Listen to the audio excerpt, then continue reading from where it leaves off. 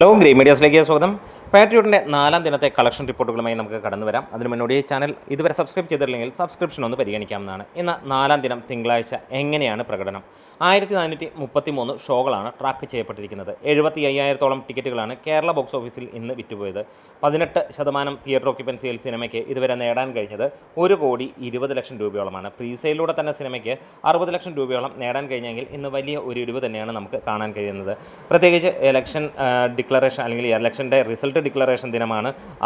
അതുകൂടാതെ തന്നെ സിനിമയ്ക്ക് കഴിഞ്ഞ ദിവസങ്ങളിലുണ്ടായ നെഗറ്റീവ് പബ്ലിസിറ്റിയും ഏറെ ബാധിച്ചിരിക്കുന്നുവെന്ന് വ്യക്തമാവുകയാണ്.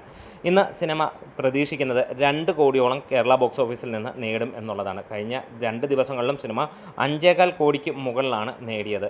ഇവിടെ കേരള ബോക്സ് ഓഫീസിൽ നിന്ന് സിനിമ 21 കോടിയും കടന്ന് മുന്നോട്ട് പോയിക്കൊണ്ടിരിക്കുകയാണ്.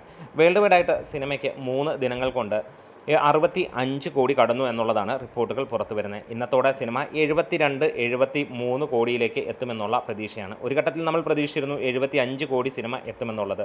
കേരള ബോക്സ് ഓഫീസിൽ 2 കോടി ആയതുകൊണ്ട് തന്നെ GCCയിലും വിദേശ രാജ്യങ്ങളെയും ഡിപ്പെൻഡ് ചെയ്തിട്ട് തന്നെയാണ് കളക്ഷൻ പ്രതീക്ഷിക്കുന്നത്. അതിനുള്ള അപ്ഡേറ്റും കാര്യങ്ങളും ഒന്നും തന്നെ വന്നിട്ടില്ല. എന്നിരുന്നാലും ഈ ഒരു സിനിമ അത്യാവശ്യം മികച്ച രീതിയിലുള്ള ഒരു സിനിമ എന്നുള്ളത് ഇന്ന് പേര് വരികയാണ്.